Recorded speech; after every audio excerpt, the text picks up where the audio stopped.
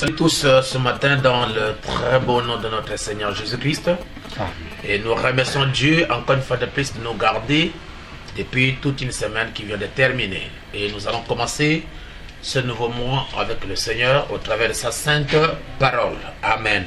Amen. Alors, sans fois tarder, nous allons prendre une écriture de la Bible dans le psaume 103. J'aimerais lire avant de commencer notre lecture ou bien notre prédication de ce matin. Il est dit ceci, dans psaume 103. Mon âme bénit l'Éternel, que tout ce qui est en moi bénisse son saint nom. Mon âme bénit l'Éternel et n'oublie aucun de ses bienfaits. C'est lui qui pardonne toutes tes iniquités, qui guérit toutes tes maladies. C'est lui qui délivre ta vie de la force, qui te couronne de bonté et de miséricorde. C'est lui qui rassasie le bien ta vieillesse, qui te fait rajeunir comme l'aigle.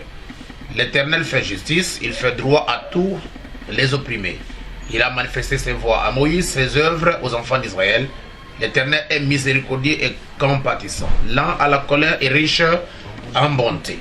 Il ne conteste pas sans cesse, il ne garde pas sa colère à toujours. Il ne nous traite pas selon nos péchés, il ne nous punit pas selon nos iniquités, mais autant les cieux sont élevés au-dessus de la terre, autant la bonté est grande pour ceux qui le craignent. Autant l'Orient est éloigné de l'Occident, autant il éloigne de nous nos transgressions. Comme un père a compassion de ses enfants, l'Éternel a compassion de ceux qui le craignent, car il sait de quoi nous sommes formés, il se souvient que nous sommes poussière. L'homme, ses jours sont comme l'herbe, il fleurit comme la fleur des champs. Lorsqu'un vent passe sur elle, elle n'est plus. Et le lieu qu'elle a occupé ne la reconnaît plus. Mais la bonté de l'Éternel dure à jamais pour ceux qui le craignent, et sa miséricorde pour les enfants de leurs enfants, pour ceux qui gardent son alliance et se souviennent de ses commandements afin de les accomplir. L'Éternel a établi son trône dans les cieux et son règne domine sur toutes les choses. Bénissez l'Éternel, vous ses anges, qui êtes puissants en force et qui exécutez ses ordres en obéissant à la voix de sa parole. Bénissez l'Éternel, vous toutes ses armées. Amen. Amen. Qui êtes ses serviteurs et qui fait sa bonté. Bénissez l'Éternel, vous toutes ses œuvres, dans tous les lieux de sa domination. Mon âme bénit l'Éternel. Amen. Amen. Emmanuel, Emmanuel, Emmanuel, Emmanuel. Et il s'appelle Emmanuel, Emmanuel. Dieu avec nous, Dieu avec nous. C'est Jésus-Christ, c'est Jésus-Christ. Et il s'appelle Emmanuel, Emmanuel. Dieu avec nous, Dieu avec nous. C'est la parole, c'est la parole. Et il s'appelle Emmanuel, Emmanuel. Béni sois-tu, notre Dieu et notre Père, pour tout ce que tu as fait pour nous durant tout le mois qui vient de passer, durant toute la semaine qui vient de passer, durant Père Tout-Puissant, ô Dieu, cette nuit, Père bien-aimé. Alors que nous étions dormis comme des morts, personne ne s'attendait voir la journée d'aujourd'hui, mais dans ta grâce, tu as, Père Tout-Puissant, tracé toutes choses jusqu'à ce que nous sommes debout sur nos deux plantes de pied. Ainsi, cher Père, chère Sœur, Seigneur, au travers du monde entier, tous tes enfants, les frères et sœurs, Père Tout-Puissant, dans la parole, ils sont, Seigneur Dieu de gloire, devant leur télévision, devant l'internet, devant leur téléphone, afin d'écouter et de savourer la parole. Je vous demande, Seigneur Dieu Tout-Puissant, d'être une bénédiction pour chacun de tes enfants, Seigneur. Oh Dieu, répands ta grâce sur chacun, afin que l'ennemi puisse s'éloigner et que toi, le Seigneur de gloire, tu puisses à jamais être béni. Puisses-tu consoler les cœurs brisés, puisses-tu donner la solution aux problèmes de tous ceux qui sont dans les besoins, puisses-tu guérir, Père Tout-Puissant, les corps malades, puisses-tu, Seigneur Dieu, renforcer la sécurité à ceux qui en perdent, que toi, le Seigneur Jésus, tu puisses régner à jamais dans nos vies, parce que tu es Dieu. Il n'y a pas d'homme comme toi et il n'y en aura jamais. Tu es le plus beau entre 10 000. Tu es la rose de Saron. Tu es le lys de la vallée. Tu es le grand Melchisedec, le grand Elohim. Tu es Petit Ella Elohim, Seigneur. Oh Dieu qui a créé les cieux et la terre, sur toi se reposent tous ceux qui sont Père Tout-Puissant, tes enfants. Comme la mère poule garde ses enfants, l'Éternel des armées nous garde et nous protège. Ainsi nous avons besoin, Seigneur Dieu, que tu fasses la différence entre nous et le monde, Père Tout-Puissant, qui ne te connaissait pas. Tu as promis de nous bénir, faites-le Seigneur. Tu as promis de nous élever, faites-le Seigneur. Tu as promis de nous protéger, faites-le Seigneur. Tu as promis, Père Tout-Puissant, d'être avec nous tous les jours jusqu'à la consommation du siècle, faites-le Seigneur. Tu as promis 2 ou 3 qui sont réunis en ton sein, dont tu seras au milieu d'eux. Faites-le pour que notre joie puisse, Père Tout-Puissant, être parfaite. Merci Jésus-Christ pour la rédemption, pour ce que tu as fait pour devenir homme, afin de mourir à notre place pour que nous puissions devenir comme toi. Je vous dis merci et bénis tous ceux qui sont les nôtres au travers du monde entier. Bénis Israël, Jérusalem, Seigneur, et que ta grâce se répande sur tous les chrétiens du monde entier. Au nom de Jésus-Christ, et je t'en prie de préserver tes enfants pendant cette période de cette grande pandémie qui ne fait que tuer des milliers de gens sur la terre. Et nous ne nous fatiguons pas, Seigneur, de réclamer la guérison, de réclamer la grâce. Accorde cela sur tout ton peuple, Père, et restaure et rétablis ceux qui sont déjà atteints. Ceux qui ne sont pas atteints, que tu les protèges. Et nous demandons, Seigneur Dieu Tout-Puissant, que tu mettes ta main pour que cette pandémie puisse s'arrêter, comme tu as fait en 1918 et 1919, là-bas en Espagne, tu avais arrêté peut-être les maladies, ainsi qu'aux États-Unis. Nous croyons que, Seigneur, rien ne peut arriver à une ville sans que toi, Dieu, tu en sois l'auteur. Alors, étends ta main puissante pour donner la solution à tous les problèmes de tes enfants, pour que la gloire et l'honneur reviennent à toi. Bénis ceux qui sont autour de moi ce matin. Dans le tout-puissant nom de Jésus-Christ, nous avons prié ainsi. Amen. Amen.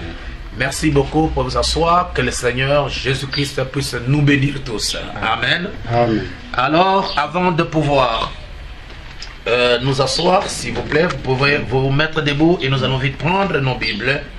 Nous lirons ce matin dans 2 livres de la Bible. Le premier livre, nous lirons dans le livre de la Genèse, écrit par le prophète Moïse. Nous lisons Genèse chapitre 2. Et nous commençons la lecture à partir du verset 27. Genèse chapitre 2, le verset 27. Il est dit dans la parole. Nous lisons la parole au nom du Seigneur. Amen. La Bible dit ceci. Genèse chapitre 1er, autant pour moi, excusez-moi. J'aimerais dire Genèse chapitre 1er au lieu de chapitre 2. Je lis à partir du verset 27. La Bible dit: Dieu créa l'homme à son image. Il le créa à l'image de Dieu. Il créa l'homme et la femme. Dieu les bénit et Dieu leur dit: soyez féconds, multipliez, remplissez la terre et assujettissez et dominez sur les poissons de la mer, sur les oiseaux des cieux et sur tout animal qui se met sur la terre. Amen. Amen. Et Dieu dit: voici, je vous donne toute herbe portant de la semence et qui est à la surface de toute la terre, et tout arbre ayant en lui du fruit d'arbre et portant de la semence, ce sera votre nourriture. Tous ceux qui se mettent sur la terre, ayant en soi un souffle de vie, je donne toute herbe verte pour nourriture. Et cela fut ainsi. Dieu vit tout ce qu'il avait fait, et voici cela était bon. Ainsi il y eut un soir et il y eut un matin, Ce fut le 6e jour. Amen. Vous asseoir, nous allons prendre Job. Job. Nous lirons Job chapitre 8. Si je peux trouver ça ici. Job chapitre 8. Nous allons lire à partir du verset 29. Job chapitre 8, verset 20. Oh là là. Job chapitre 37, excusez-moi. Job 37.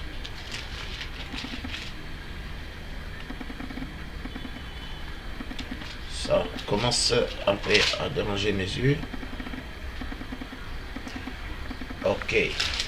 Oh là là, je n'arrive pas à trouver ça ici. Mais je vais quand même en trouver. Excusez-moi, j'ai mal noté dans mes notes. Ok, bon, alors, nous prenons Colossiens. Avant d'arriver à Colossiens, prenez Jean, chapitre 1er. Nous allons lire à partir du verset 1er. Il est dit, au commencement était la parole. Et la parole était avec Dieu. Et la parole était Dieu. Elle était au commencement avec Dieu. Toutes choses ont été faites par elle. Et rien de ce qui a été fait n'a été fait sans elle. En elle était la vie. Et la vie était la lumière des hommes. La lumière lui dans les ténèbres. Et les ténèbres ne l'ont point reçu. Il y eut un homme envoyé de Jean. Son nom de Dieu, son nom était Jean. Il vint pour servir de témoignage. Pour rendre témoignage à la lumière. Afin que tous crissent en lui. Il n'était pas la lumière, mais il parut pour rendre témoignage à la lumière. Cette lumière était la véritable lumière qui, en venant dans le monde, éclaire tout homme. Elle était dans le monde. C'est très important. Et le monde a été fait par elle. Très important. Et le monde ne l'a point connue. Amen. Amen.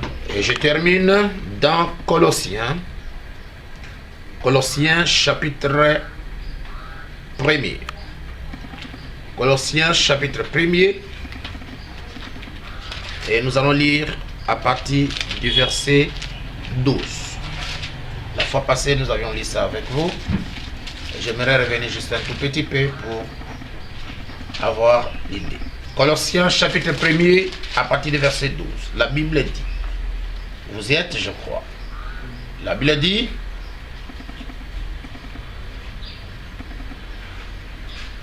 ok.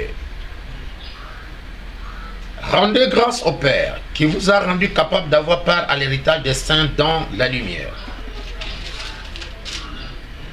qui nous a délivrés de la puissance des ténèbres et nous a transportés dans le royaume de son Fils, le royaume du Fils de son amour, en qui nous avons la rédemption, la rémission des péchés. Il est l'image du Dieu invisible, le premier-né de toute la création, car en lui ont été créées toutes les choses qui sont dans les cieux et sur la terre, les visibles et les invisibles, trône, dignité, domination, autorité. Tout a été créé par lui et pour lui. Il est avant toute chose et toute chose subsiste en lui. Il est la tête du corps de l'Église. Il est le commencement, le premier-né d'entre les morts, afin d'être en tout le premier. Car Dieu a voulu que toute plénitude habitât en lui. Il a voulu par lui réconcilier tout avec lui-même, tant ce qui est sur la terre que ce qui est dans les cieux, en faisant la paix par lui, par le sang de sa croix. Que le Seigneur Jésus-Christ bénisse sa chère parole. Amen. Ok, chers frères et sœurs, chers amis et tous ceux qui sont connectés ce matin, je vous remercie encore une fois de plus pour votre disponibilité et pour tout ce que vous faites pour que vous puissiez m'écouter au travers du média. Aujourd'hui, nous allons aborder la deuxième partie de notre sujet sur le mystère de la création. Alors, ou bien les origines, si vous voulez très bien. Et aujourd'hui, nous allons parler, n'est-ce pas, des origines de l'homme. Parce que l'homme pose toujours et souvent des questions pour savoir d'où est-ce qu'il vient et où est-ce qu'il est maintenant et où est-ce qu'il s'en va, où est-ce qu'il va. Il y a des fois, l'homme aussi pose la question sur ce grand mystère pour savoir qui réellement est l'homme. Qui est-il réellement? Il peut aussi poser la même question, d'où est-ce qu'il vient? Tout comme il avait aussi posé la question de qui est Dieu et où est-ce que Dieu vient, où est-ce qu'il existe, d'où est-ce qu'il vient. Ce sont des multiples questions que nous posons chaque jour afin d'en trouver une solution. Et j'aimerais vous dire ceci. Si nous avons des questions à poser sur la terre, nous avons un Dieu et nous avons la parole qui pouvait, n'est-ce pas, répondre à toutes ces questions. Parce que seule la Bible peut nous révéler d'où est-ce que nous venons, où est-ce que nous sommes et où est-ce que nous allons. Je sais que beaucoup de gens ont attribué à plusieurs livres des livres saints, mais d'après ma conviction, le seul livre saint que je connais bien et que je connaîtrai, c'est la Bible. Pourquoi? Parce que la Bible, ce sont les paroles de Dieu sous forme écrite. Amen. Amen. Alors, la fois passée, comme nous avions parlé des origines de Dieu, nous avions décortiqué les origines de Dieu selon Genèse 0. Lorsque j'ai parlé de Genèse 0, j'ai fait allusion à la Genèse invisible. Et c'est pour ça que vous posez la question de savoir si réellement la Genèse invisible existe. J'aimerais vraiment confirmer qu'elle existe et nous allons en parler par la grâce de Dieu. Et nous avons montré la fois passée qu'on a une double application de la Genèse. Il y a la Genèse invisible, ce que j'ai appelé la Genèse 0, ou la Genèse visible. Et en rapport avec la Genèse invisible, je fais allusion avec l'éternité. Parce que là-bas, il y a eu beaucoup de choses qui ont été créées, que le Seigneur a menées à l'existence, sans que cela ne soit même fait mention dans la Genèse visible qui commence par Genèse chapitre 1er. Par exemple, vous ne trouverez pas à partir de la Genèse 1, les 6 premiers jours de la création, vous ne voyez pas là où Dieu a créé des anges. Ça n'existe pas. Et pourtant, les anges existent et ils sont des créatures de Dieu. Donc, ils n'ont pas été créés dans le temps, ils n'ont pas été créés dans la Genèse visible, ils ont été créés dans la Genèse invisible. Est-ce que quelqu'un peut me donner un amen? Et en d'autres termes, vous trouverez qu'il y a tellement de choses et pas mal de choses qui nous semblent être importantes de connaître. Donc, par exemple, Dieu a créé les cieux et la terre, et Dieu aussi a créé l'homme. Or, quand vous lisez la Bible, l'homme n'a pas été créé seulement à partir de la Genèse visible, il a aussi été créé à partir de la Genèse invisible. Nous allons en parler ici. Je pense que chacun de vous commence à bien comprendre. Et nous avions dit ceci, que l'homme créé là-bas au commencement n'était pas le même homme qui a été créé pour cultiver la terre. Nous allons en parler. Mais lorsque nous sommes allés plus loin dans la Genèse, donc avant la Genèse ou bien avant le commencement, nous avons dit ceci, qu'au commencement, Dieu n'était pas Dieu. Pourquoi? Parce que le terme Dieu, pour ne pas dire, est l'objet d'adoration, ou bien essayer de rendre Dieu comme une chose. Au commencement, Dieu n'était pas Dieu. Parce que le terme Dieu signifie quelque chose qu'on vénère, quelque chose qu'on adore, ou soit l'objet de l'adoration. Bien que nous avons beaucoup de dieux dans le temps, de Dieu, il n'y avait pas, n'est-ce pas, des dieux, mais il y avait un Dieu. Et ce Dieu-là était unique. Ce Dieu-là, on l'appelait éternel. En d'autres termes, il était un Dieu sans fin. Il était Elohim, ce qui veut dire celui qui existe par lui-même. Amen. Et dans cet Elohim, dans cette fontaine de l'esprit, il y avait des attributs. Il avait l'attribut du Père, il avait l'attribut du berger, il avait la tribu du sauveur, il avait la tribu du guérisseur, il avait la tribu du guide, il avait la tribu des médecins, il y avait tellement des attributs dans cette fontaine de l'esprit qui était dans l'éternité avant qu'il ne soit manifesté dans la chair. Et je vous ai dit, il était éternel. C'est ce qui signifie une personne qui n'a ni commencement ni fin, hein, et une personne qui ne meurt pas, une personne qui est sans fin. Il était Elohim, ce qui signifie celui qui existe par lui-même. Et il était aussi, n'est-ce pas, Jéhovah. Mais avant qu'il ne soit Jéhovah, bien qu'on a ajouté des voyelles, il était J-H-V-H. Et il était aussi Adonai. Ce même Dieu était Melchisedec. Amen. Et nous sommes allés dans le livre d'Hébreux, chapitre 1er, chapitre 7, autant pour moi, à partir du verset 1er. La Bible donne la description de Melchisedec. Il est dit, en effet, ce Melchisedec, roi de Salem, c'est-à-dire roi de paix, sacrificateur du Dieu très haut qui alla au devant d'Abraham lorsqu'il revenait de la défaite du roi qui le bénit. Et à qui Abraham donna la dîme de tout, qui est d'abord roi de justice d'après la signification de son nom, ensuite roi de Salem, c'est-à-dire roi de paix. Amen. Qui est sans père, sans mère, sans généalogie, qui n'a ni commencement de jour, ni fin de vie, mais qui est rendu semblable au Fils de Dieu. Ce Melchisedec demeure sacrificateur à perpétuité. Amen.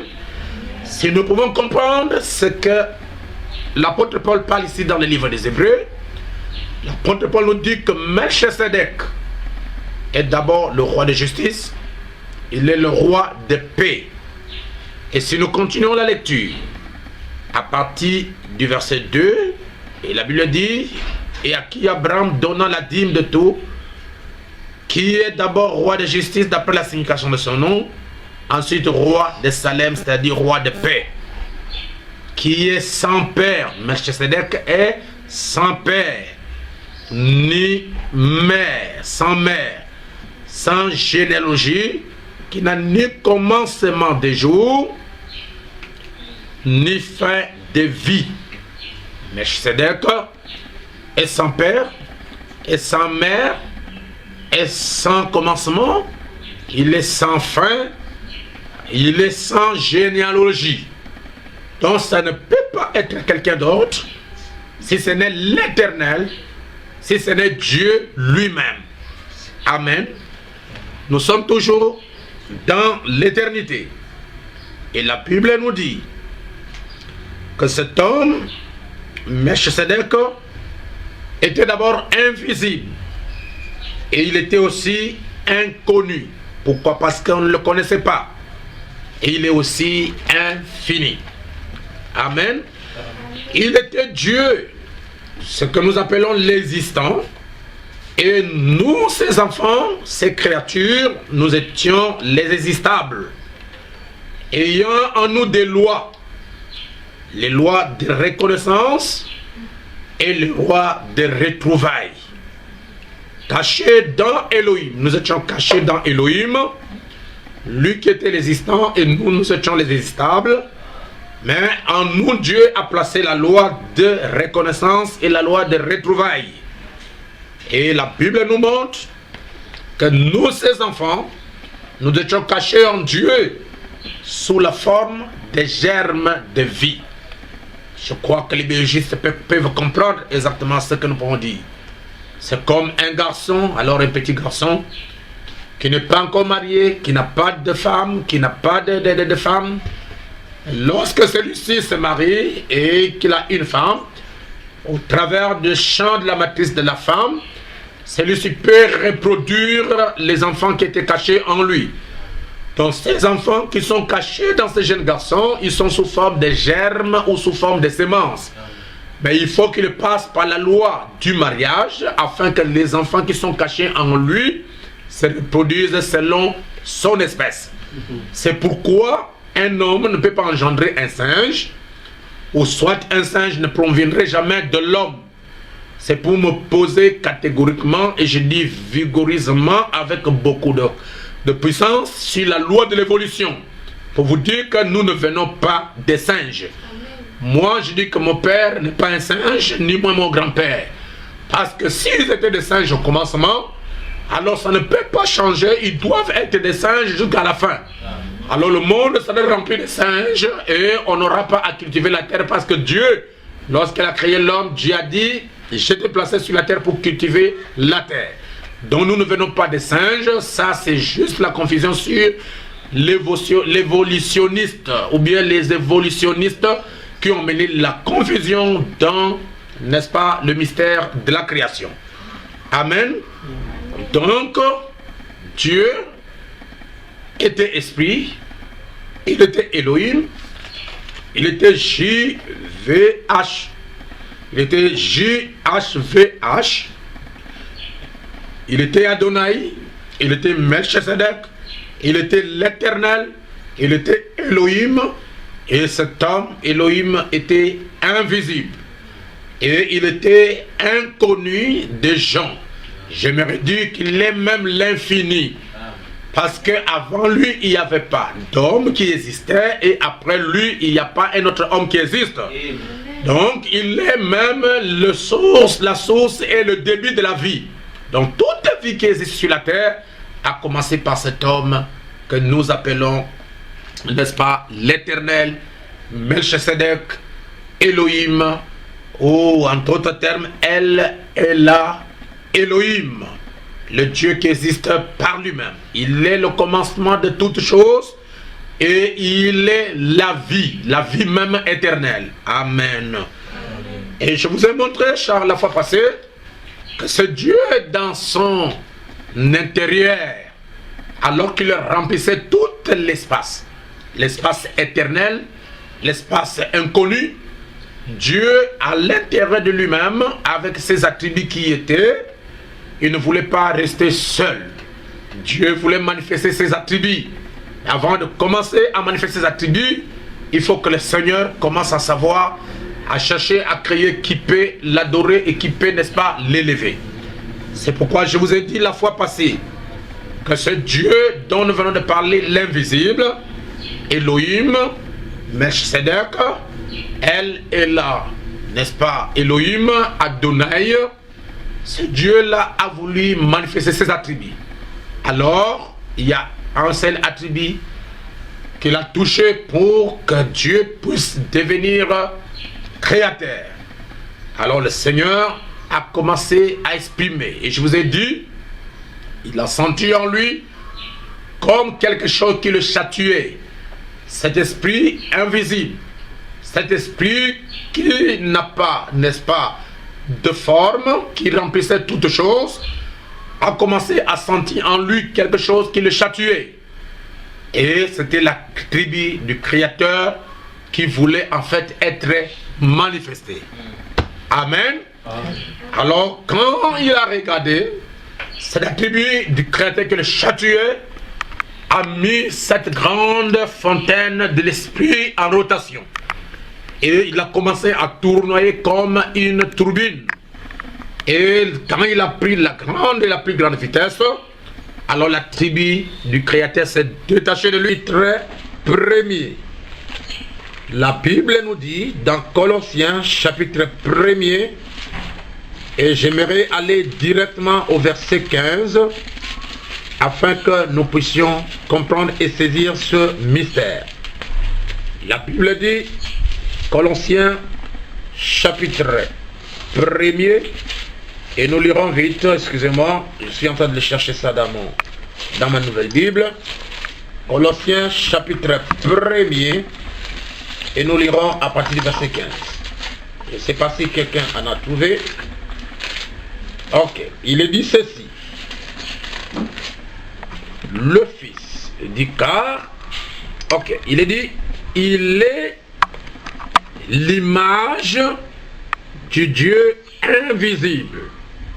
Le Dieu invisible, le Dieu infini, le Dieu parfait, le Dieu qu'on ne peut pas, n'est-ce pas, voir, a trouvé une image. Il est l'image du Dieu invisible. La Bible dit le premier-né de toute la création. C'est-à-dire, avant que toute la création commence, il y a eu une personne qui a l'image du Dieu invisible qui était née. En d'autres termes, le Père l'a engendré. Le Père l'a manifesté. Le Père, l'Esprit, a manifesté un Fils à son image. Il dit, il est le premier-né, il est l'image du Dieu invisible, le premier-né de toute la création. Car en lui ont été créées toutes les choses qui sont dans les cieux et sur la terre, les visibles et les invisibles. Trône, dignité, domination, autorité. Tout a été créé par lui et pour lui. Il est avant toutes choses et toutes choses subsistent en lui. Amen. Il est avant toutes choses et toutes choses subsistent en lui. Qui? Ce Fils dont nous sommes en train de parler, qui fut créé avant toutes choses. Et ce Fils qui fut créé avant toutes choses, comme nous avons vu lors de notre leçon précédente, était le Logos. Et ce Logos, c'est la parole. Titre premier. La Bible nous dit dans Colossiens chapitre 1er, et j'aimerais aller directement au verset 15, afin que nous puissions comprendre et saisir ce mystère. La Bible dit, Colossiens chapitre 1er, et nous lirons vite, excusez-moi, je suis en train de le chercher ça dans ma nouvelle Bible. Colossiens chapitre 1er, et nous lirons à partir du verset 15. Je ne sais pas si quelqu'un en a trouvé. Ok, il est dit ceci. Le Fils, il dit car, ok, il est dit, il est l'image du Dieu invisible. Le Dieu invisible, le Dieu infini, le Dieu parfait, le Dieu qu'on ne peut pas, n'est-ce pas, voir, a trouvé une image. Il est l'image du Dieu invisible. La Bible dit le premier-né de toute la création.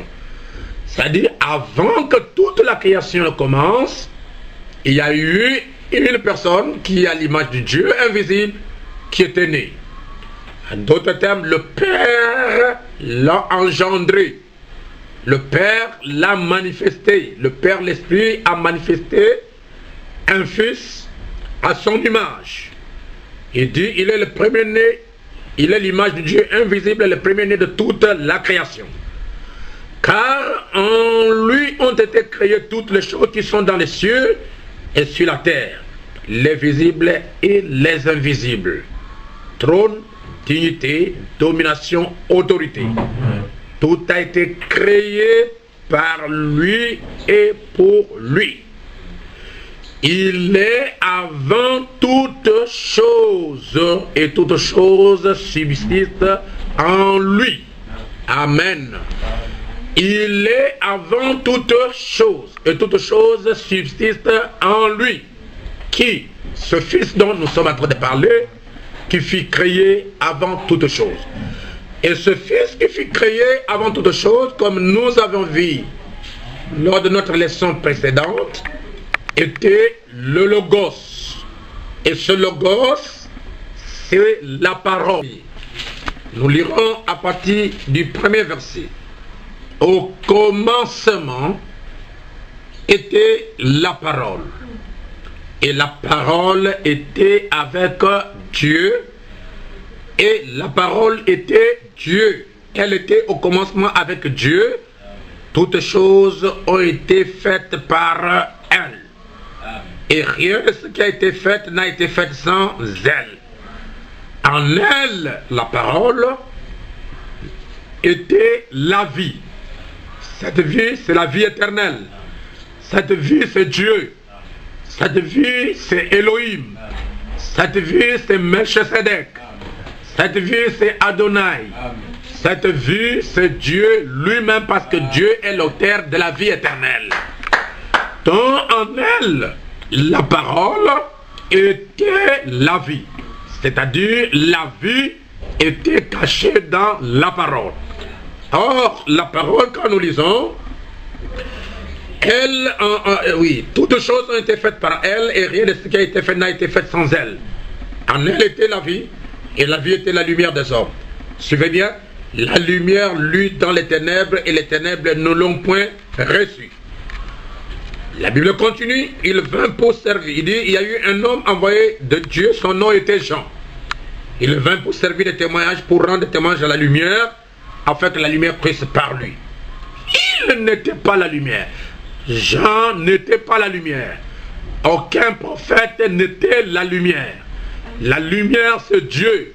La lumière, c'est le comment, c'est la parole. La lumière, c'est Elohim. La lumière, c'est Melchisedec. La lumière, c'est Adonai. La lumière, c'est El Elah Elohim. La lumière, c'est le grand Jéhovah. Amen. Il n'était pas la lumière, mais il parut pour rendre des témoignages à la lumière. Cette lumière était la véritable lumière qui, en venant dans le monde, éclaire tout homme. Elle était dans le monde, et le monde a été fait par elle, et le monde ne l'a point reçu, ou bien n'a point connu. Donc, cette lumière qui fut créée par l'Esprit éternel, par l'Esprit de Dieu, c'est ce que nous appelons le Logos ou le Fils. C'est-à-dire le Logos par rapport avec le Père éternel ou bien l'Esprit éternel. Le Logos est le Fils et l'Esprit éternel est le Père. Comme tous deux, c'est le Père et le Fils, et ils ne pouvaient pas, n'est-ce pas, rester à régner comme ça, sinon nous aurons deux divinités. C'est la raison pour laquelle le Père, lorsqu'il a vu que le Fils, le Logos, la lumière, était parfaite, alors tout ce qui était le Père, tous ses attributs, tout son caractère, sa vie, toutes ses qualités, il les a déversés dans le Fils qui est le Logos. Amen. C'est pourquoi il est devenu l'image du Dieu invisible.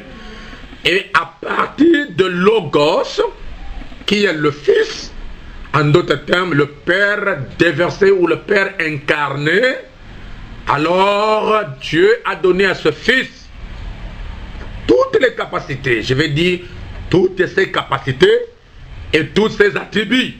C'est pourquoi la Bible nous dit qu'il est avant toute chose, et toute chose fut créée par lui, et rien de ce qui a été fait n'a été fait sans lui.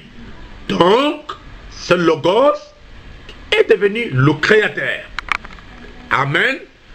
Cette parole, Logos, est devenu le Créateur. Donc le Père s'est incarné dans le Fils, le Logos, la lumière, afin que par le Fils, le Père puisse créer ou le Père puisse s'exprimer. Est-ce que vous me donnez votre meilleur amen? Amen. Alors remarquez, jusque-là, il n'y a pas encore des anges. Jusque-là, il n'est pas encore Dieu. C'est pourquoi je vous ai dit la fois passée que nous avons trois ordres de création. D'abord, l'ordre des fils. Il y a l'ordre des serviteurs et il y a l'ordre du cosmos, bien l'ordre du monde. Certainement, vous me poserez la question. Nous, qui sommes des chrétiens aujourd'hui, nous sommes situés dans quel ordre? J'aimerais vous dire que nous sommes situés dans l'ordre des fils. Amen. Amen. Donc lorsque Dieu a créé le Logos, dans ce Logos, il y avait d'autres fils. Dans cette parole, il y avait d'autres fils. Mais ils devaient être manifestés en leur temps. Et ce Logos cette lumière, ce Fils, c'est ce que nous appelons la théophanie. En d'autres termes, théos, qui veut dire Dieu, et phanéros, qui veut dire forme ou image. Donc, cette lumière, ce logos du commencement, n'était rien d'autre que la forme visible du Dieu invisible. Est-ce que vous me suivez? Amen. Mais à l'intérieur de ce logos, il y avait d'autres formes, il y avait d'autres fils théophaniques. Amen. Mais qui n'étaient pas encore manifestés. C'est pourquoi Dieu pouvait poser la question à Job. Il dit, Job, serre ta ceinture, je te poserai la question et tu me répondras. Où étais-tu quand je créais les cieux et la terre? Job, tu étais où c'est?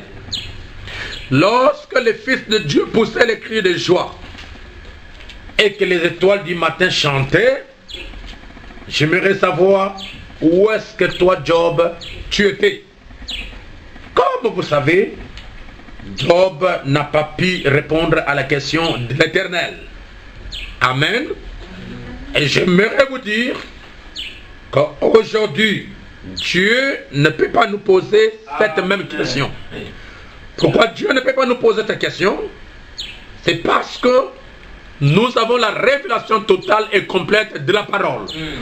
En d'autres termes, nous savons où est-ce que nous étions avant de devenir hommes. Nous étions en Dieu, cachés, mais nous sommes maintenant manifestés. Amen. La Bible dit dans Job chapitre 38, l'Éternel répondit à Job du milieu de la tempête et dit, qui est celui qui obscurcit mes desseins par des discours sans intelligence?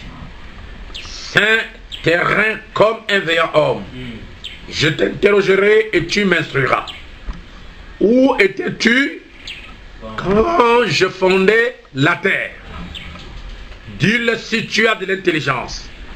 Qui en a fixé les dimensions? Le sais-tu? Ou qui a étendu sur elle le cordeau?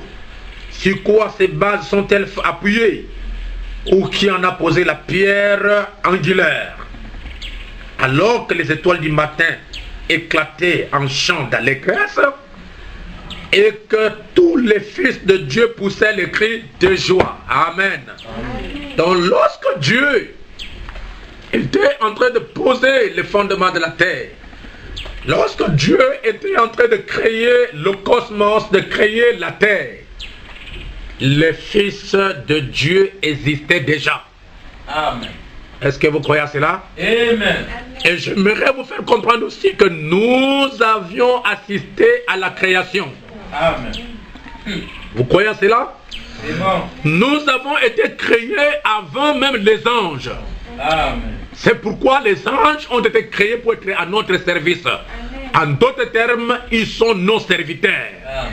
Mais nous ne sommes pas les serviteurs, mais nous sommes les fils. Est-ce que vous comprenez? Amen.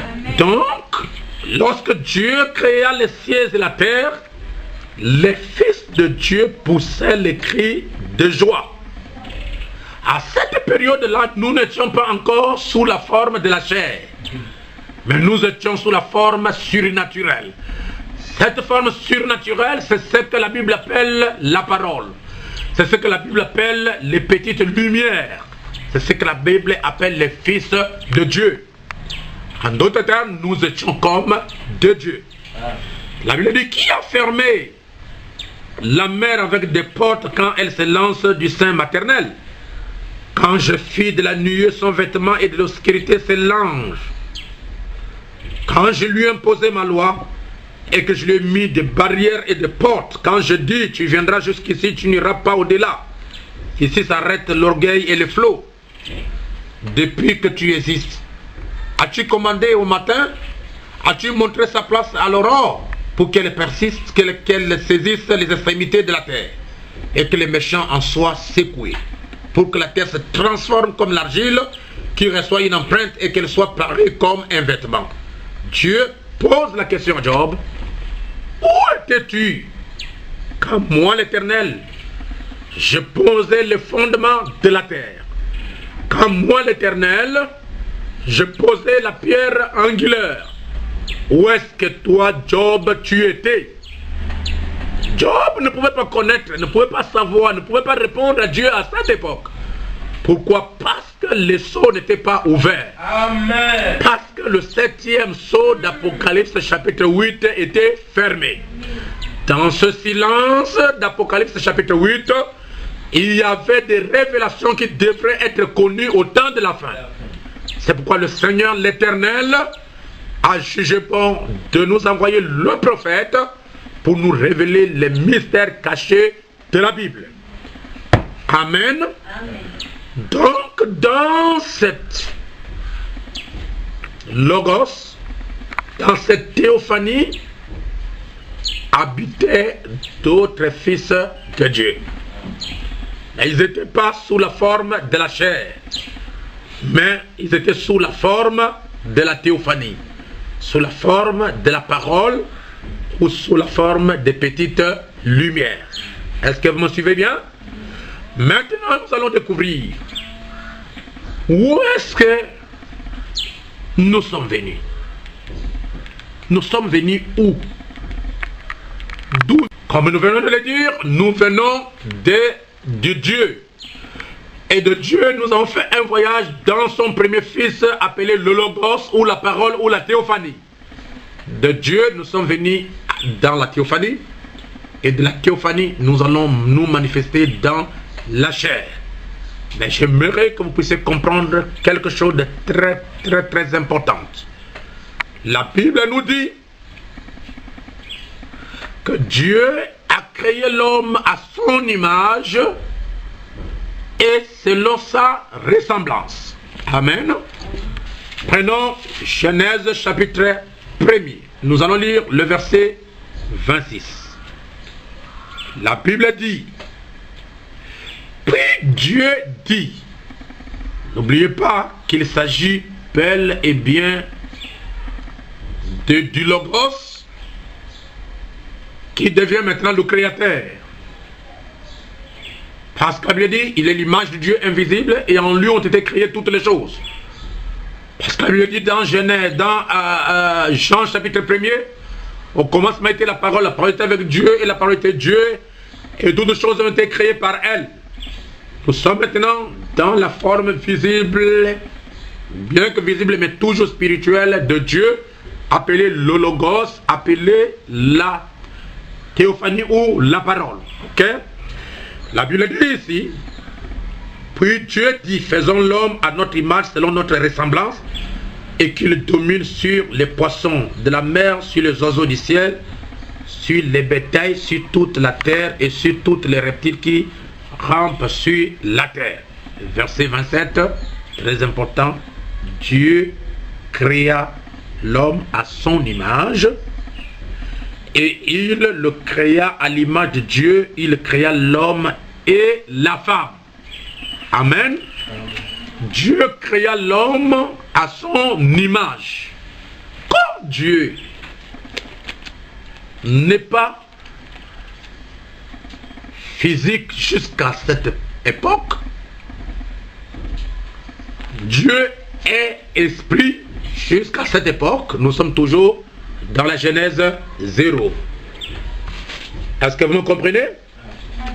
La Bible dit d'abord, voyons d'abord qui est Dieu. Nous sommes dans Genèse chapitre 4. Et nous allons lire à partir du verset 20. La Bible dit, dans Genèse chapitre 4 à partir du verset 20, la parole dit: nos pères ont adoré sur cette montagne. Et vous dites que le lieu où il faut adorer est à Jérusalem. Femme, lui dit Jésus, crois-moi, l'heure vient où ça ne sera ni sur cette montagne ni à Jérusalem que vous adorerez le Père. Vous adorez ce que vous ne connaissez pas. Nous adorons ce que nous connaissons, car le salut vient des Juifs. Amen. Et non de la Mecque. Est-ce que vous pouvez me donner un amen? Amen. Le salut ne vient pas de la Mecque. Le salut ne vient pas de la Chine. Le salut ne vient pas d'ailleurs. Selon la Bible, le salut vient des Juifs. Et la Bible dit, mais l'heure vient et elle est déjà venue où les vrais adorateurs adoreront le Père en esprit et en vérité. Amen. Car ce sont là les adorateurs que le Père demande. Verset 24. Dieu est esprit. Et il faut que ceux qui l'adorent en esprit et en vérité. Amen. Dieu est esprit. Il faut que ceux qui l'adorent en esprit et en vérité. Amen. Alors, lorsque nous revenons dans Genèse, chapitre 1er, image, il le créa à l'image de Dieu. Il créa l'homme et la femme. Amen. Amen. Dieu est esprit, il faut que ceux qui l'adorent en esprit et en vérité. Dieu a créé l'homme à son image. Ok, est-ce que vous me suivez bien? Amen. Il a créé l'homme et la femme à son image. Si Dieu est esprit et que Dieu a créé l'homme à son image, cela nous montre que le premier homme qui fut créé n'était pas un homme de chair. Je ne sais pas si je me fais comprendre. Il n'était pas un homme de chair. Il était un homme esprit comme Dieu, parce que Dieu l'a créé à son image et selon sa ressemblance. Et nous continuons au verset 27. Dieu créa l'homme à son image et le créa à l'image de Dieu. Il créa l'homme de la poussière, il créa l'homme et la femme. Nous sommes maintenant dans Genèse chapitre 2. Nous lirons à partir du verset, n'est-ce pas, je vais aller vite. Nous prenons le verset, à partir du verset 18. L'Éternel Dieu dit, bon, prenons d'abord le verset, nous prenons le verset, l'Éternel Dieu forme, ok, merci beaucoup. Nous prenons Genèse chapitre 2, prenons le verset, c'est l'homme de Genèse 0 et l'homme de Genèse visible. La Bible dit au verset 6 de Genèse chapitre 2, l'Éternel Dieu forma dans ses narines un souffle de vie et l'homme devint un être vivant. Amen. Amen. Nous avons ici deux hommes. Il y a l'homme créé à l'image de Dieu.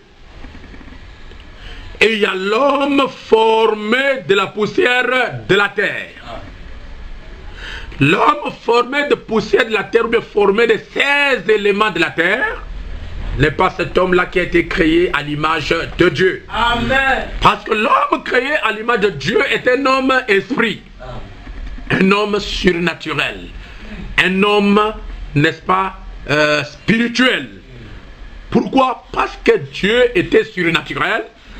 Et cet homme qui a été créé à l'image de Dieu était aussi un homme surnaturel.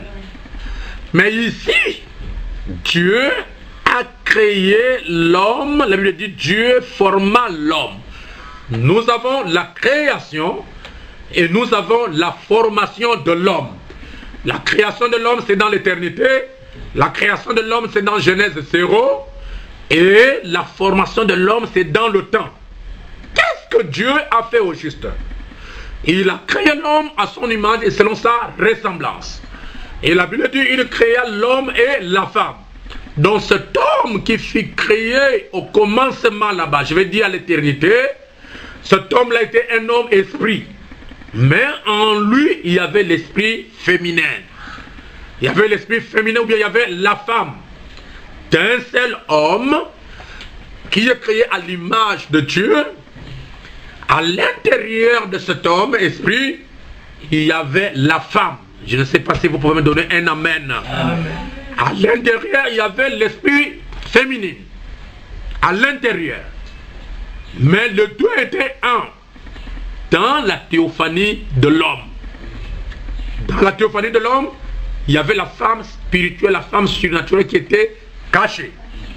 C'est pourquoi, chers frères, chères sœurs qui m'écoutaient au travers du monde, qui m'avaient prêté, n'est-ce pas, votre entendement, j'aimerais vous dire, dans cette Genèse première, l'homme et la femme étaient égaux. Donc, l'homme était à l'image de Dieu, la femme était à l'image de l'homme. Mais tous deux. Mais dans Genèse chapitre 2, verset 7, la Bible dit, l'Éternel Dieu forma l'homme de la poussière de la terre, il souffla dans ses narines un souffle de vie et l'homme devient un être vivant. Je voudrais vous donner une révélation là-dedans. Là, nous sommes au 6e jour de la création. Donc les cieux ont déjà été créés, la terre a déjà été créée, le soleil a déjà été créé, la lune a déjà été créée, les saisons sont déjà créées, les animaux sont créés, les poissons sont créés, les oiseaux sont créés, et tout ce qui est habitation de l'homme est déjà placé dans son orbite. Mais la Bible dit, Dieu les plaça dans le jardin d'Éden. L'homme et la femme étaient placés dans le jardin d'Éden. Mais Dieu, l'Éternel Dieu, forma l'homme de la poussière de la terre, il souffla dans ses narines un souffle de vie, et l'homme devient un être vivant. Donc cet homme qui fut créé là-bas, dans l'éternité, il a une mission pour la terre. Dieu l'a fait sortir de l'éternité pour l'amener, n'est-ce pas, dans le temps. Et dans le temps, Dieu a déjà créé, a déjà placé l'Éden à sa place. Mais la Bible dit la raison pour laquelle Dieu a créé l'homme et la femme. Écoutez bien. Puis l'Éternel Dieu planta un jardin en Éden du côté de l'Orient et il y mit l'homme qu'il avait formé. Amen. L'Éternel Dieu fit pousser du sol des arbres de toute espèce agréables à voir et bons à manger. Et l'arbre de la vie au milieu des jardins, l'arbre de la connaissance du bien et du mal. Lorsque vous continuez la lecture, vous verrez que Dieu a placé l'homme dans le jardin d'Éden, c'est pour la cultiver. Donc au départ, l'homme n'était pas un ingénieur. Donnez-moi un amen. L'homme n'était pas médecin. L'homme au départ, au commencement, était un cultivateur. L'homme faisait la plantation. C'est pourquoi si nous pouvons répartir là-bas au commencement, pour commencer à faire des plantations, je pense que nous aurons à découvrir ce qu'on appelle la richesse. Vous savez, l'homme est habitué, n'est-ce pas, à travailler dans le bureau. Mais l'homme a oublié ses origines. Au commencement, nous n'étions pas dans le bureau. Au commencement, nous étions dans les plantations. Je veux que vous me répétiez, plantation. Plantation. Et c'est là où l'homme devrait, n'est-ce pas, retrouver la source, n'est-ce pas, de sa bénédiction. C'est là où l'homme devrait manger. Il ne devrait pas manger les choses qu'on nous vend aujourd'hui au marché. Au commencement, l'homme devrait manger les légumes. Dites Amen. Amen. L'homme devrait manger les fruits. Et cet homme du commencement était en bonne santé. Il n'avait pas l'hypertension, il n'avait pas le cancer, il n'avait pas, n'est-ce pas, des maladies ou des coagulations du sang. Pourquoi? Parce que ce que l'homme mangeait au commencement était la nourriture pure, était la nourriture saine. Amen. Amen. Et vous remarquez très bien, même dans la Bible, Daniel, lorsqu'il est allé à Babylone, le roi de Babylone voulait lui imposer la nourriture à manger. Mais il a dit au roi, prenez vos mains, votre nourriture, donnez ça à toutes les autres personnes. Mais nous, laissez-nous manger simplement des légumes. Est-ce que je me fais comprendre? Et vous verrez à l'espace de 3 mois, entre nous et des gens qui mangent la viande, qui mangent le poulet, nous verrons qui serait en bonne santé. Et après 3 mois, on a fait le constat que les jours, alléluia, de Daniel ont poussé plus que les gens qui mangeaient la viande. Amen. Parce que tout ce que nous mangeons aujourd'hui est hybridé. Amen. Il faut que l'homme recommence à répartir au commencement. Nous devons redevenir des végétariens. Donnez-moi un amen. Amen. Nous devons commencer à manger les fruits comme au commencement. Amen. Parce que dans les fruits, il y a des vitamines, il y a des sucres naturels qui peuvent contribuer, n'est-ce pas, à l'épanouissement de la santé de l'homme. Est-ce que vous pouvez dire amen à cela? Amen. Maintenant, je vais vous montrer quelque chose qui va peut-être nous faire tous du bien. Excusez-moi, je me sens seulement religieux. Heureusement, comme un frère de Libreville disait, mais tu n'es pas à la chair. Si tu étais à la chair, tu allais taper très fort. Et je vois combien tu souffres, tu as besoin de sauter, mais malheureusement, tu es vraiment dans une atmosphère, dans un endroit qui vous empêche de crier. La Bible dit L'Éternel Dieu formant l'homme de la poussière de la terre. Est-ce que vous êtes avec moi? Amen. Ce n'est pas ici, il ne s'agit pas de l'homme créé à l'image de formant l'homme.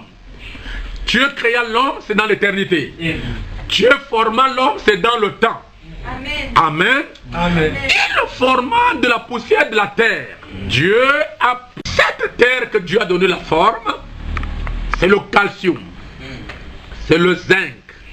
C'est le pétrole. Amen. C'est le phosphate. C'est l'argile. Ce sont tous les éléments chimiques. Alléluia. Qui sont sur la terre. C'est pourquoi dans l'homme, vous pouvez trouver des métals. Dans l'homme, il y a le pétrole. La preuve en est que quand vous allumez, n'est-ce pas, le feu, et vous l'approchez de votre corps, il y a une réaction. Pourquoi il y a la réaction? C'est parce que dans le corps, il y a le pétrole. Donnez-moi un amen. Dans l'homme, Dieu a mis le sel. Dans l'homme, Dieu a mis le sucre. Dans l'homme, Dieu a mis le pétrole. Dans l'homme, Dieu a mis le zinc. Tu as mis, n'est-ce pas, des propriétés chimiques. Oh, l'homme est la chimie. Est-ce que vous pouvez donner un amen? Amen. Dieu a mis dans l'homme même la science physique. Ce que nous appelons la lumière. Dans l'homme, il y a la puissance. Et la puissance, nous la trouvons ça dans la physique. Est-ce qu'on peut donner amen? Amen. Dans l'homme, il y a la biologie. C'est bon. Dans l'homme, il y a l'anatomie. Et cette loi-là, de la reproduction des espèces, c'est la même loi que Dieu a placée dans la plantation. Amen. C'est pourquoi vous allez remarquer qu'on ne peut pas planter une semence à n'importe quelle période. Amen. Si vous la placez à n'importe quelle période, elle ne peut pas se reproduire selon son espèce. Amen. Pourquoi? Parce que cela va à l'encontre de la loi de Dieu. Alléluia. Amen. Je crois que quand les célibataires seront mariés, ils auront des enfants, ils vont comprendre que cette loi que Dieu a placée dans, n'est-ce pas, dans le champ, dans la nature, pour planter la semence à une période donnée, si nous voulons que cette semence puisse se reproduire, il faut qu'elle soit placée dans une période bien déterminée. Cette loi, Dieu l'a placée dans une femme. C'est pourquoi, dans une femme, elle ne peut pas concevoir n'importe quand. Il y a une période bien déterminée pour qu'elle puisse se reproduire selon son espèce. Je crois que nous avons des médecins ici et vous me donnerez raison. Amen. Amen. Dans l'homme, Dieu a placé la biologie. Dans l'homme, Dieu a placé l'anatomie. Dans l'homme, Dieu a placé la mathématique. Dans l'homme, Dieu a placé même la chimie. Amen. En d'autres termes, nous sommes la composition de la science. C'est bon. Et ça me permet de vous dire que la science, c'est l'homme. C'est compliqué. Est-ce que vous me suivez bien? Amen. La science, c'est l'homme lui-même. Parce que dans l'homme, il y a des choses que nous trouvons, des propriétés que nous trouvons dans la science. Dans la biologie, nous trouvons la biologie dans l'homme.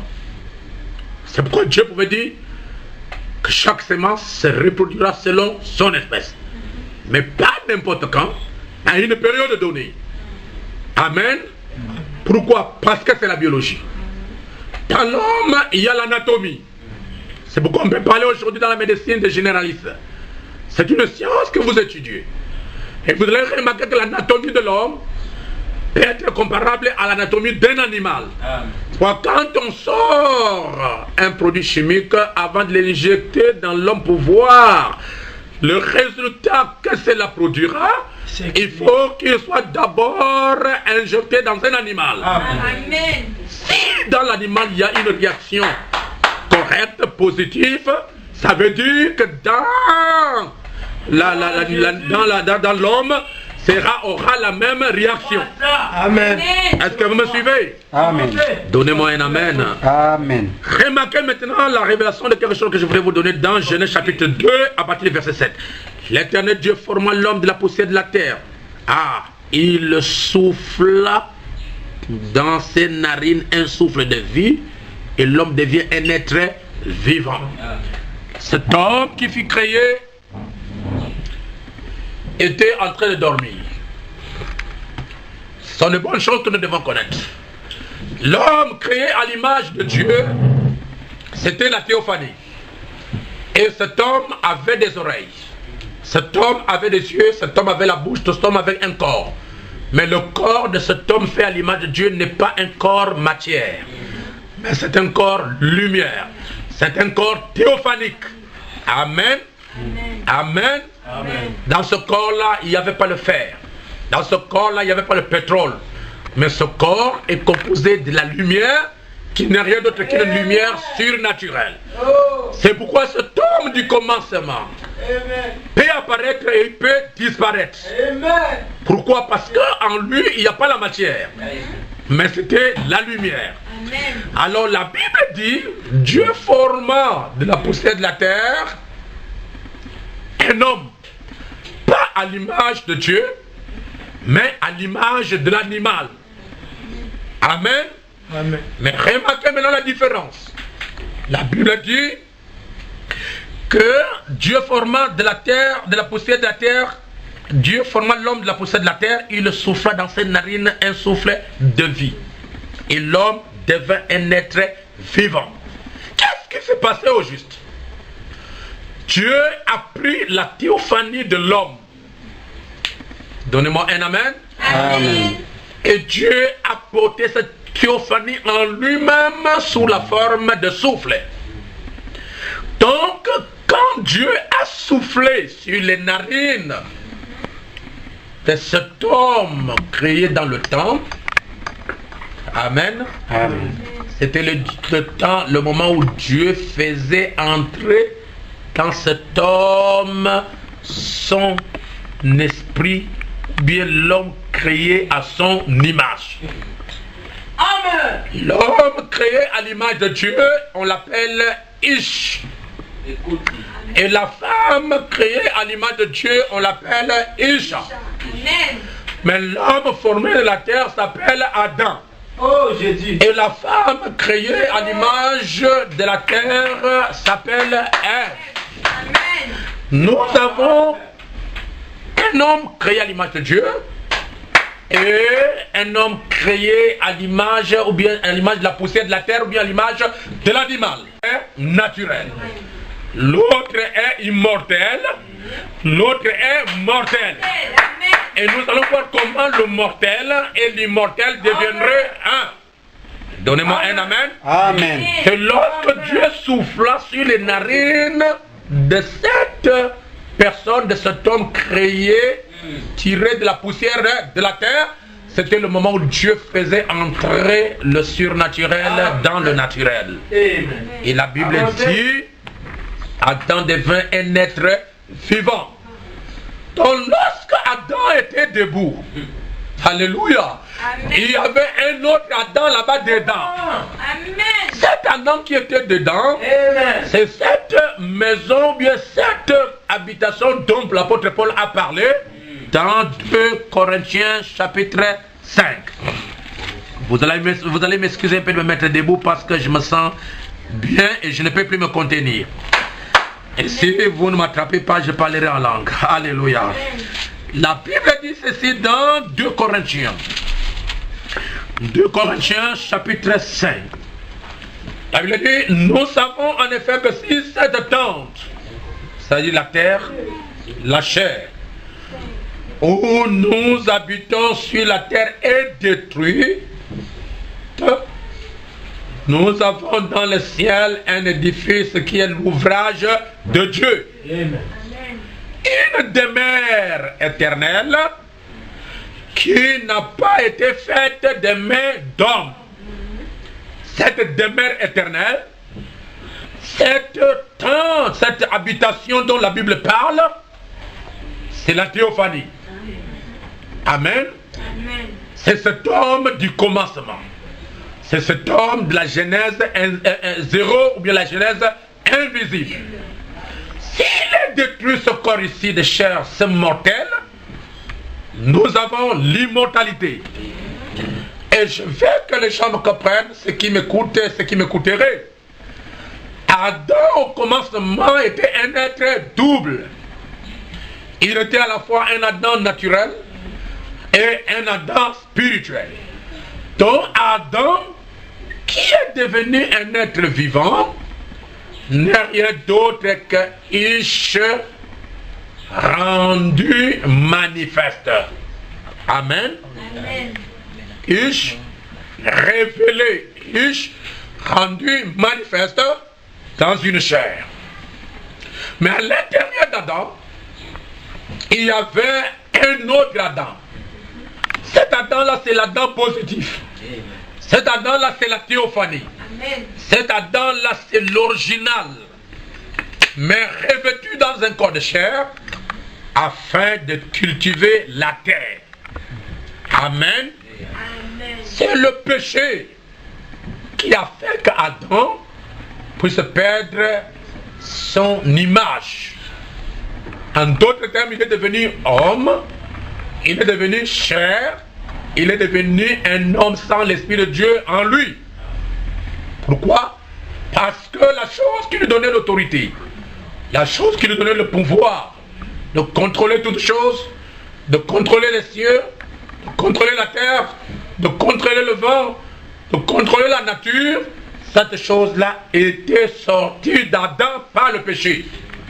C'est pourquoi lorsqu'un homme qui prie Dieu, qui croit Dieu, est dans le mal, est dans le péché, la nature spirituelle de Dieu le quitte. Amen.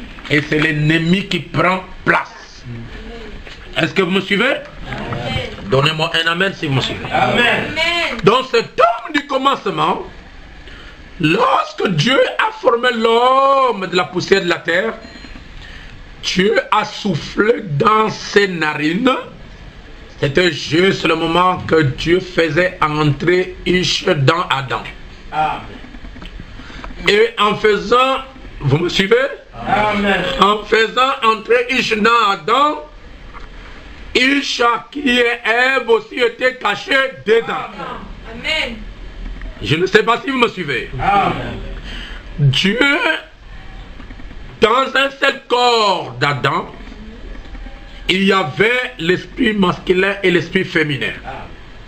Tous deux dans une motte de terre. Dans une motte de terre. Avec 16 éléments de la terre. Et la Bible dit qu'Adam a vécu dans cette condition pendant tout un temps. Et il dominait sur toutes choses. Il avait l'autorité comme Dieu parce que l'homme créé à l'image de Dieu lui donnait le pouvoir d'agir comme Dieu. Il pouvait appeler les choses à l'existence. Il pouvait ordonner à la terre de se déplacer, la terre se déplaçait. Il pouvait, n'est-ce pas, dire au soleil de s'arrêter, le soleil s'arrêtait. Pourquoi? Parce qu'il avait en lui quelqu'un qui était à l'image de Dieu. C'est ce que nous appelons la parole. Parce que la parole c'est Dieu, la parole c'est le Logos. Amen. Est-ce que vous me suivez? Amen.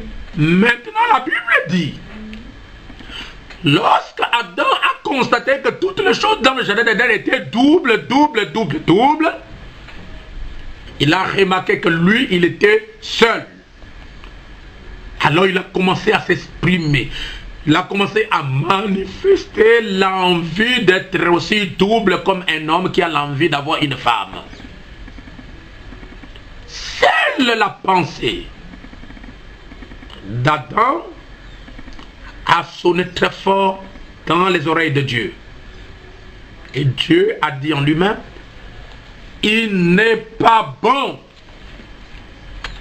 que l'homme soit seul. Je lui ferai une aide.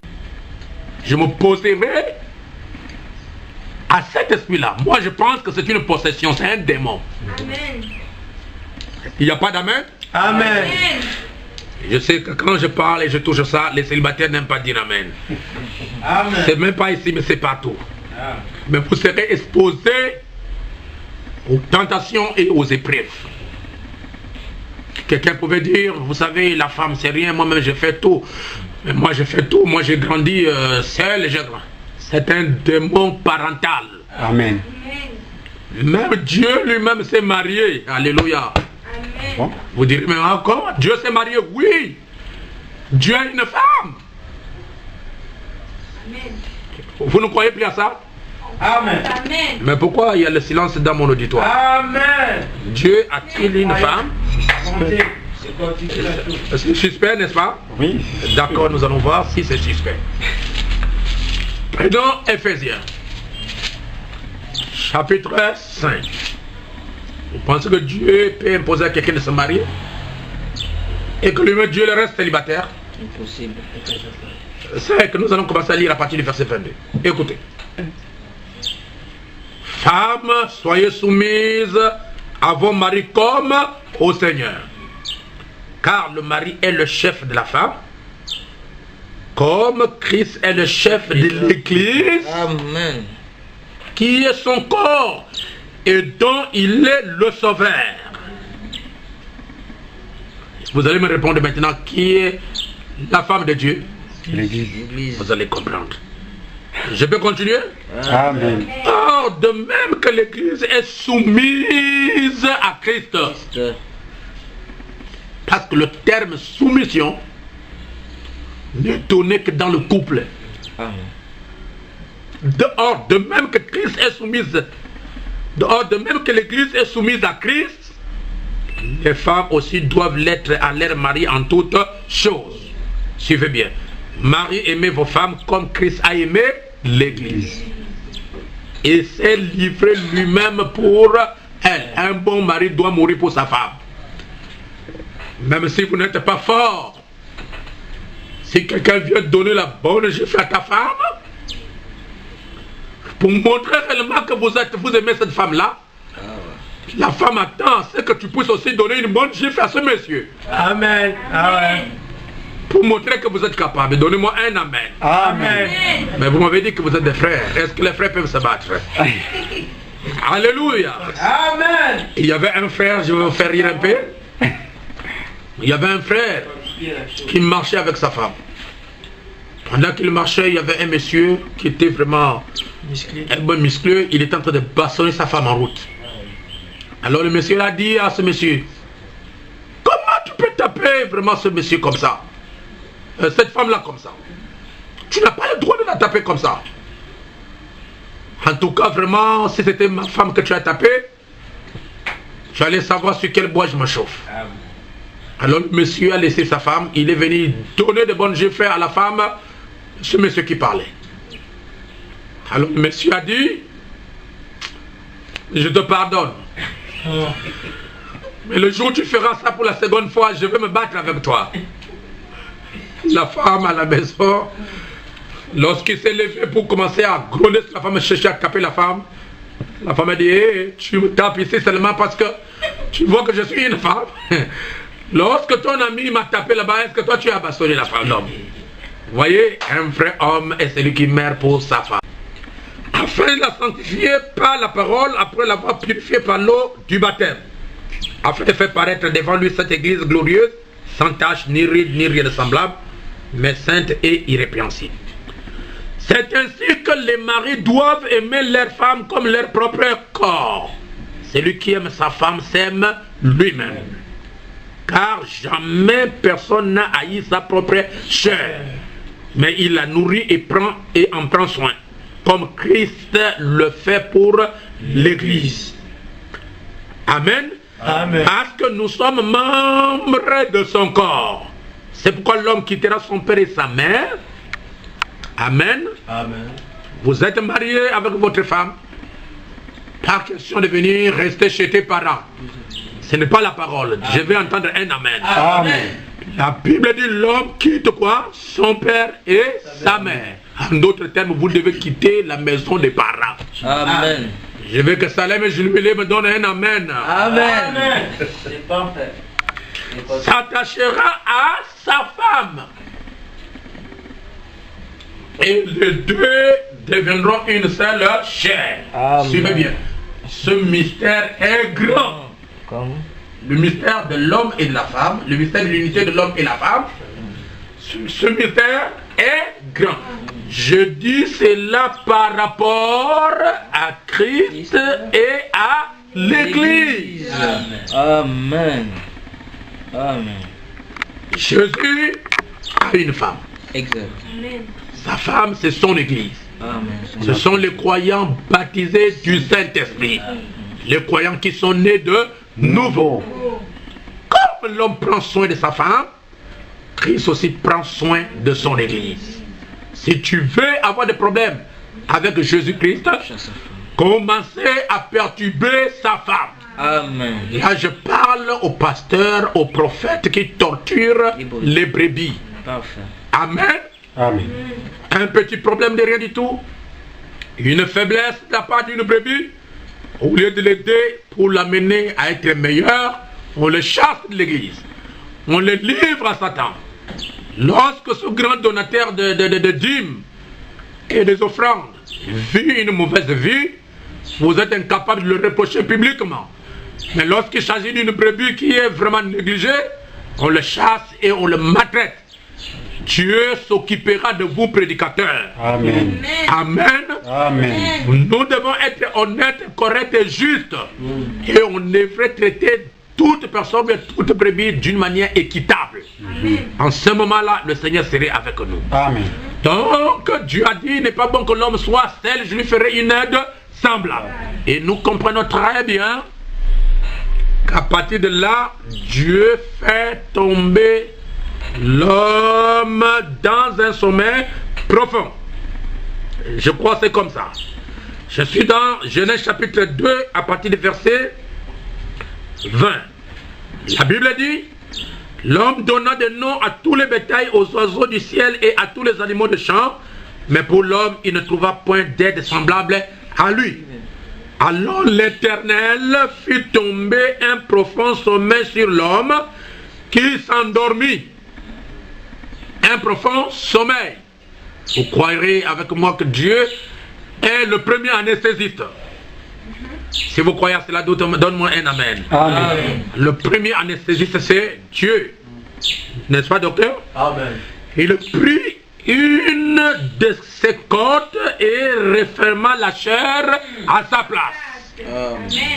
Cette côte que Dieu a retirée de l'homme,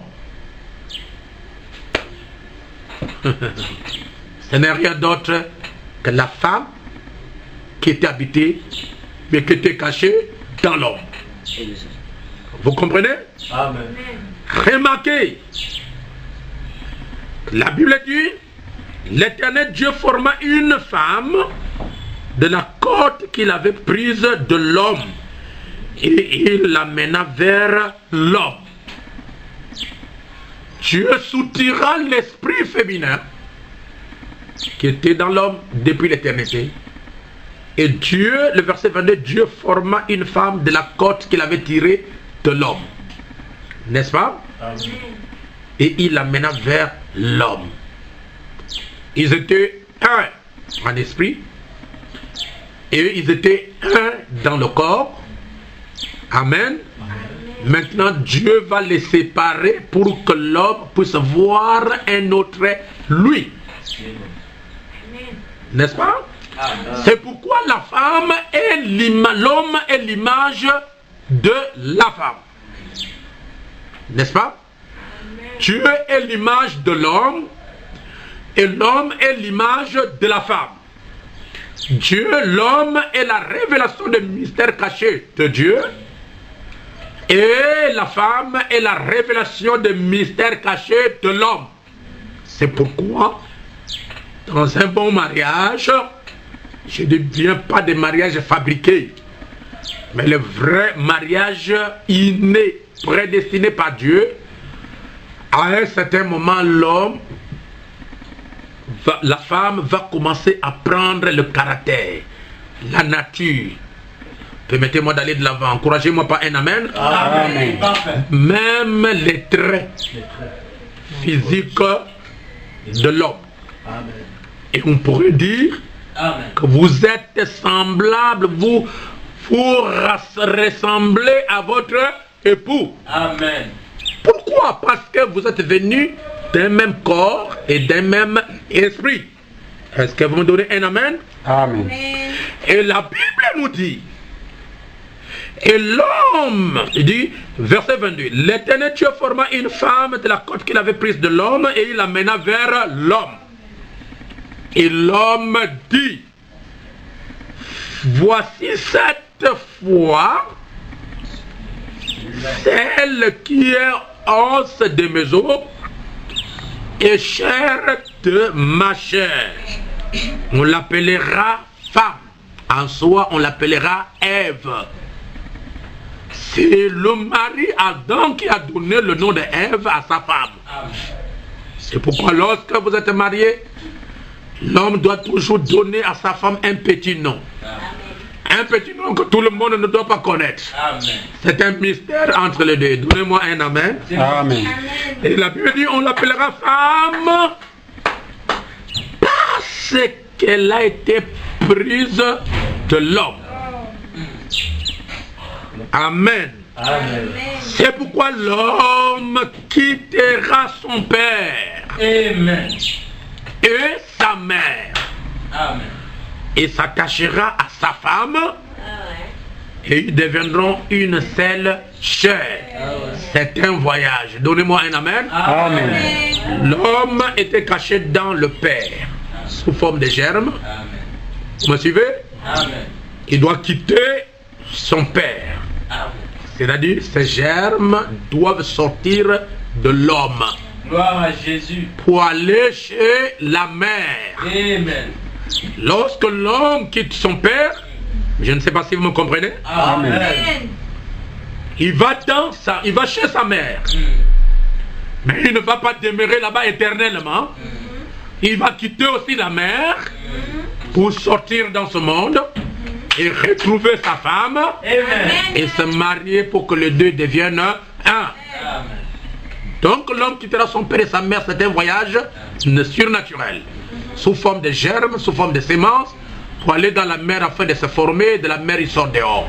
Et quand il sort dehors, il grandit dans un processus jusqu'à ce qu'il retrouve sa femme et les deux deviendront une seule chair. Amen. Amen. Amen. Il fallait que nous puissions comprendre exactement les origines de l'homme. Ceci va blesser, ça va faire mal. Dieu, si vous m'encouragez par un amen, je vais dire ça. Amen. Amen. Amen. Avancez. Dieu ne vous a pas créé. Amen. Comment? Amen. Amen. C'est la vérité. Pourquoi il y a le silence dans l'ensemble? Amen. Je n'entends pas un amen, pourquoi? Amen. Dieu ne vous a pas créé. Amen. Dieu a créé un, le Logos. Dieu a créé deux, Ish. Dieu a créé trois, Ish. N'est-ce pas? Amen. Et c'est tout. C'est pourquoi dans le jardin d'Éden, vous n'étiez pas là. Est-ce que vous étiez en Éden? Avancez. Est-ce que vous étiez au commencement? Non. Vous n'étiez pas là-bas. Dieu doit créer un homme, il doit créer une femme. Et dans cet homme et dans cette femme-là, Dieu met la loi de la reproduction des espèces. En d'autres termes, tout ce que nous sommes, comme nous sommes là, nous sommes que la manifestation de la loi de la reproduction. Amen. J'ai terminé là, que le Seigneur vous bénisse. Amen. Gloire à Jésus. Merci. Prions. Seigneur Dieu Tout-Puissant, notre Père Céleste. Merci pour la parole. Merci pour la révélation. Et merci Seigneur Jésus pour tout ce que tu as fait, afin que nous puissions connaître ces choses. Tu as dit, tu les as cachées aux sages et aux intelligents, mais tu les as révélées aux petits-enfants.